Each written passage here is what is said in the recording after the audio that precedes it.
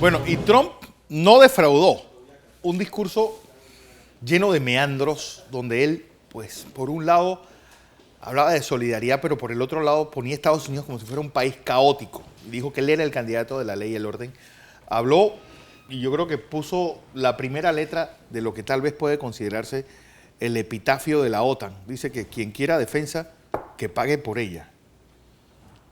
Yo creo que no hubo sorpresa dentro de un sorprendente personaje como lo es Donald Trump. Buenos días, Fernando. Buenos días a toda nuestra audiencia. Hoy es viernes, muchas cosas están ocurriendo, pero lo que pasó anoche en la convención republicana, caracterizada por la improvisación, una especie de circo, pero llena de energía. Había tal nivel de pugnas, de cosas que nunca había pasado en una convención, pero los rookies, los nuevos, los novatos que se apoderaron del partido o que lo asaltaron, como quiera usted llamarlo, chocaron contra la estructura. Como consecuencia había muchas cosas que no estaban funcionando, pero al final la convención resultó interesante y llamó la atención entonces el discurso del señor Trump, que era lo esperado, era, digamos, el plato fuerte de estos 4 días. Recuerde que después sigue la convención demócrata. El señor Trump, en un discurso de hora y media, larguísimo para una convención, puede decirse que era un discurso oscuro, en donde no había una clara definición de las cosas que iba a hacer, sino enunciados. Cosas que están mal solamente. Y presentando al lado más negativo de los Estados Unidos y autonombrándose él como el Salvador y utilizando la simple frase de que él es la ley y el orden. Todo se va a hacer de acuerdo con la ley y el orden.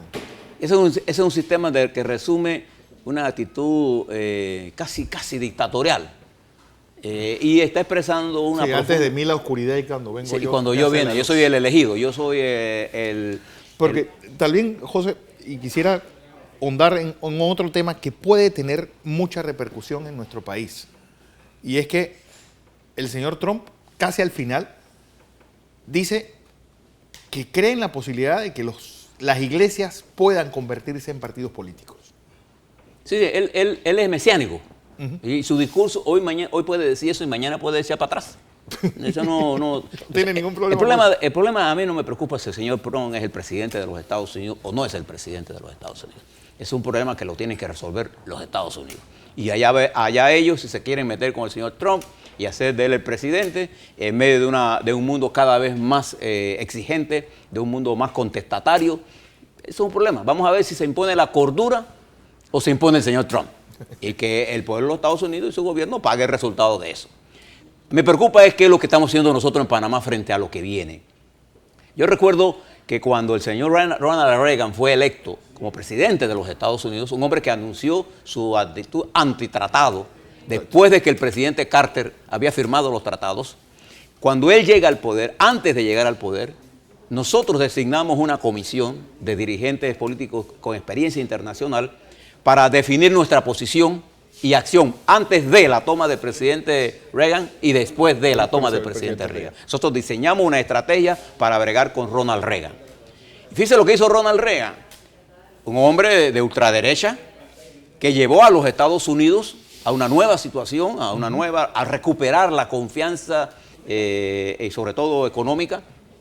El señor Reagan nombra como su secretario de Estado Alexander Haig, un general. Y nombra el secretario de Estado como su asesor inmediato a otro general.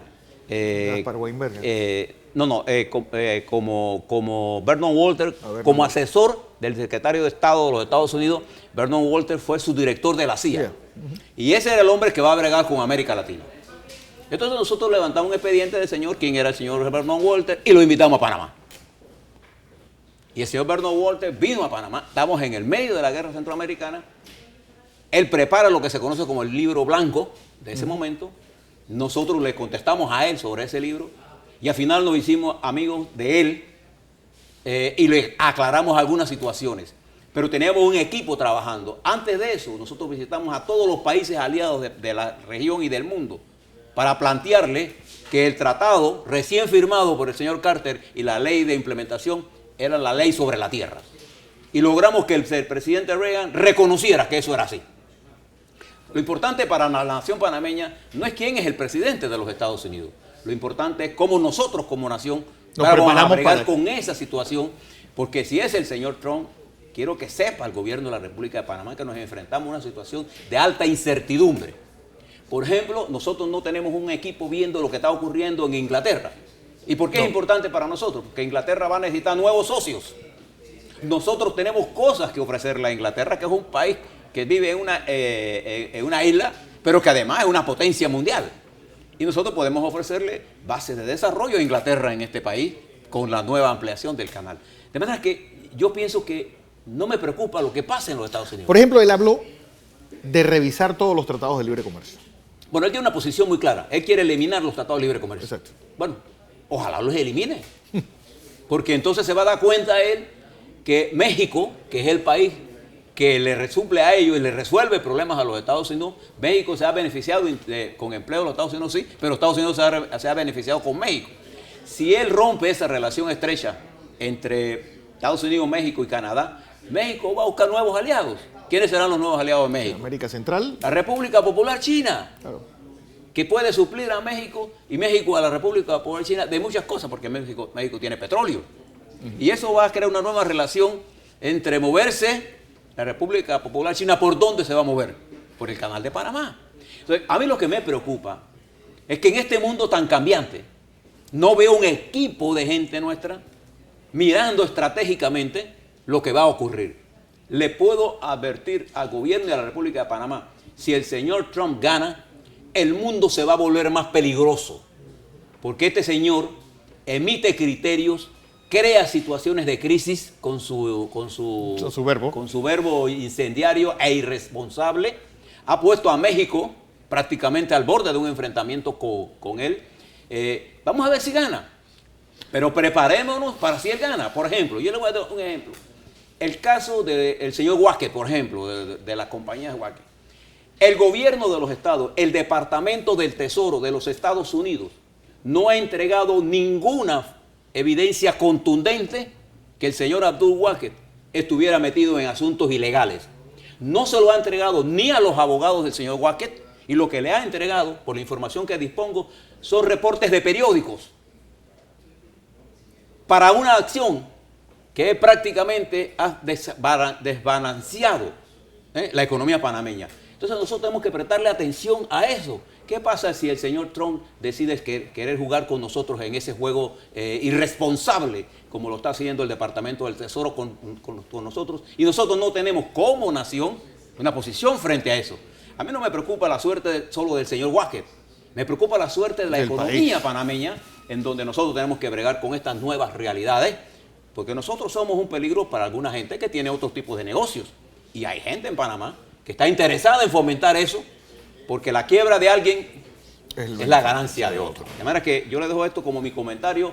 No me preocupa quién es electo en los Estados Unidos. Hemos bregado con gente consecuente como el señor Carter, hemos bregado con gente de radicales como el señor Reagan, hemos bregado con guerreristas como el señor Bush, hemos salido adelante como nación, pero siempre hemos tenido una política exterior coherente.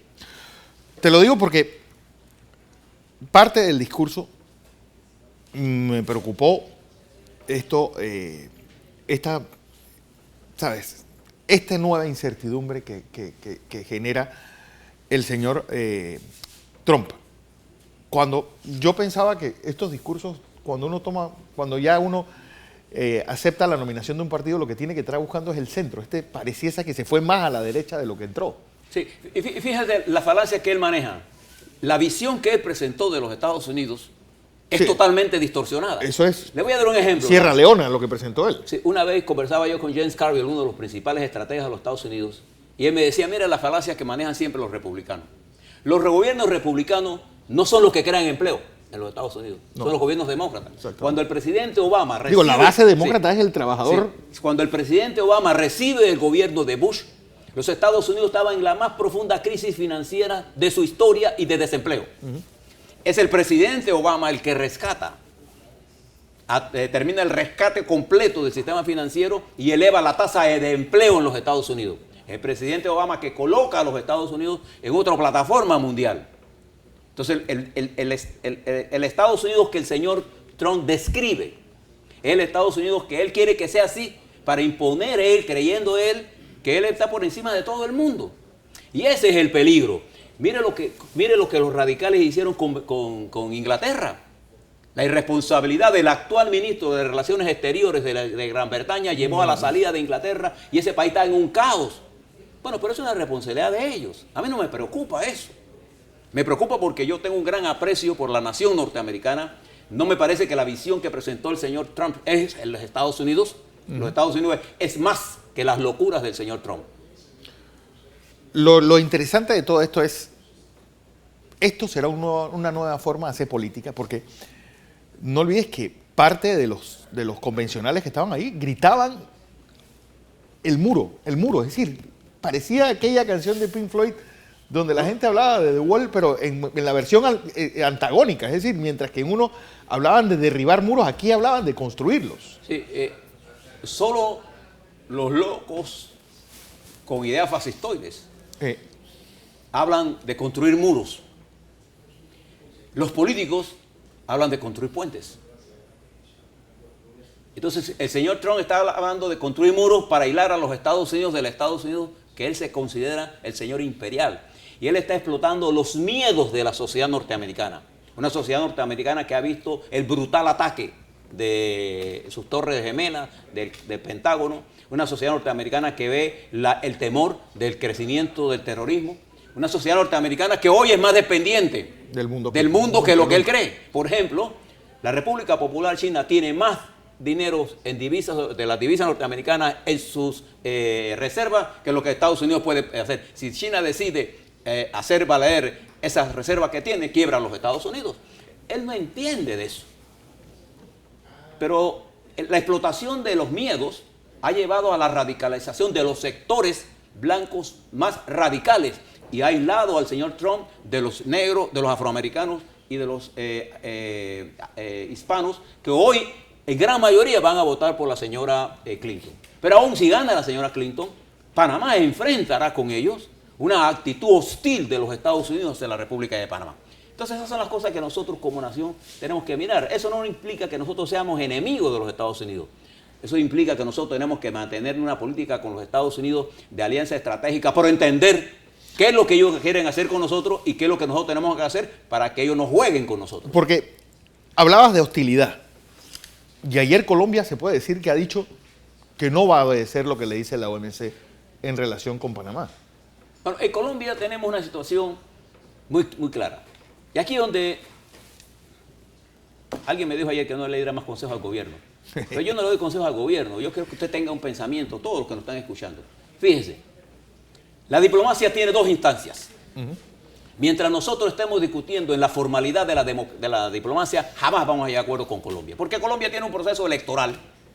Entonces el gobierno de Santos está hablando para sus problemas internos. Doble proceso electoral. Entonces él es un instrumento, el presidente de Santos es un instrumento de la política exterior de los Estados Unidos con respecto a Panamá. No nos engañemos en eso. Entonces, ¿cómo nosotros debemos bregar con Santos? Hombre, vamos a mandar una delegación que a bajo perfil negocie todas estas cosas y hagamos acuerdos con Colombia en materia de contribución, en materia de tributación, en materia de inversiones. Colombia es un socio súper importante para la República de Panamá. No tratemos esto con el simplismo de la burocracia.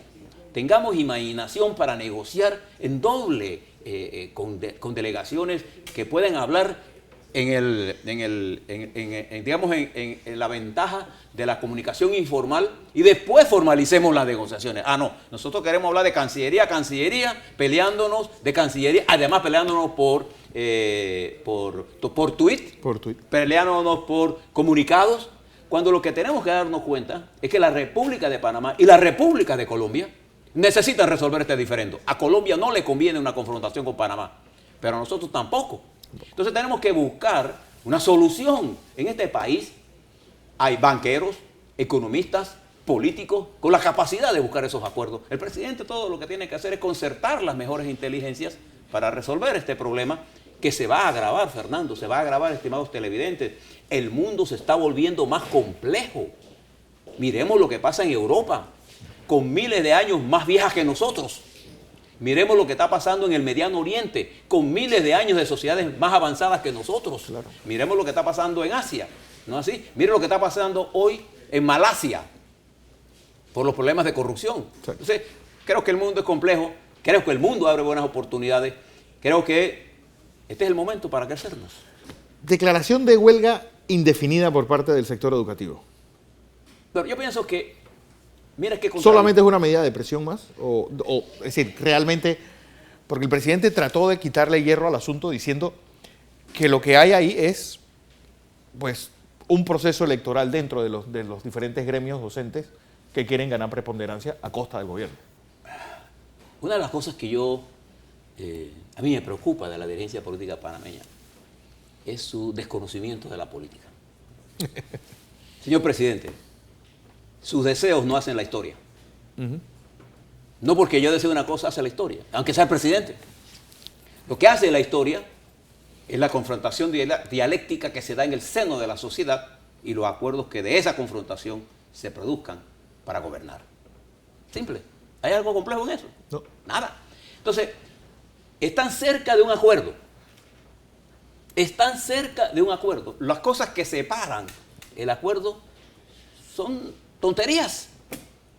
Entonces, ¿qué sentido tiene decir, voy a hacer un llamado para que todo el mundo va a ir a las clases el lunes? Señor presidente, si los docentes deciden mantener la huelga indefinida, no va a haber clase. Yeah. Simple. Entonces, ¿cómo puede haber clase? Hombre, resolvamos eso de lo que queda de aquí al fin de semana y se acabó. Dejemos la amenaza que si los docentes cantan, pelean, es la forma que tienen los movimientos gremiales de conseguir sus objetivos. Los pobres hacen de su accionar y crean las posibilidades para que se produzcan los hechos. Cuando los gobiernos no actúan con antelación, los pueblos se encargan de hacerle el llamado y la huelga, que es un derecho universal, es el instrumento que tienen los asalariados de más bajos ingresos de pelear por sus perspectivas. Ayer yo le decía a ustedes, y hoy vi al presidente invocando el 155 como una amenaza. El 155, el decreto 155, es un decreto bien concebido, que necesita algunos ajustes. A lo mejor necesita algunos ajustes, sí, pero no va a resolver usted este problema si no tiene usted un acuerdo con los educadores. Los educadores han hecho una contrapropuesta moviendo la cifra. Usted ha hecho una contrapropuesta moviendo la cifra. ¿Qué expresa esa movilización de cifras? Una hacia abajo y otra hacia arriba. Indica una voluntad de negociación. Entonces no rompan la voluntad de negociación por apuros. Si alguien tiene que viajar, hombre, que suspenda el viaje. Yeah. Y que aquí lo importante es resolver el problema que tenemos. No estemos inventando de que porque yo digo que la gente vaya a la escuela, no vaya, nadie vaya a la escuela si los maestros están en huelga. Entonces tenemos que... ¿Qué fue lo que pasó el lunes pasado? Es decir, mira, hoy es viernes, sábado, domingo. Hombre, trabajen los fines de semana. Los fines de semana se trabaja. Claro. Trabajen el que quiere ser ministro de Estado debe comprender que es un puesto 7 días a la semana, 24 horas al día. Si usted no está dispuesto a trabajar eso, entonces vaya para otro trabajo. Pero para ser ministro, usted necesita una disponibilidad. Y por otro lado, deje al lado los informes de esa inteligencia policíaca que cada vez los enreda más. Cada vez que yo estudio, ayer me llegó un informe que preparan estos muchachos que trabajan en el departamento o la Dirección de Seguridad del Estado sobre supuestas pugnas internas y que hay un proceso electoral y que por eso es la huelga. No, la huelga es hace meses venimos discutiendo este tema. La huelga es un instrumento de presión de los gremios ante el hecho de que no se ha resuelto el problema. Y si usted no lo resuelven, vendrán otros a darle solidaridad. Y usted verá que los que están impulsándole a usted una línea dura son los primeros en salir huyendo cuando la cosa se complica. Entonces aquí el primer obrero de la nación es el presidente de la República. Y presidente Varela, la paciencia es un arma importante en este momento. Ya usted entró en un proceso negociador, va por buen camino. Sí. Hemos acercado posiciones. Solo le falta la última voluntad y lo resolvemos. Y una vez que lo resolvemos, entonces veamos qué cosas nuevas podemos hacer entre todos y comprometamos a los maestros y profesores a ser parte del desarrollo nacional y a enfrentar en conjunto los grandes riesgos y oportunidades que se abren para el país. Me preocupa que pase el fin de semana y ustedes se desconecten de esto porque va a haber un gabinete. Hoy. Hombre, ¿qué gabinete puede resolver este problema? Que si van a aprobar el presupuesto esta semana o no. Igual si lo aprueban o no, van a tener que llegar a un acuerdo con los maestros. Entonces, mi consejo, no rompan el diálogo, no cometan esa tontería. Ustedes son el gobierno, ustedes son los que tienen el poder. Así es. No creo que haya que añadirle nada más. Don José Blandón Castillo, su análisis de hoy.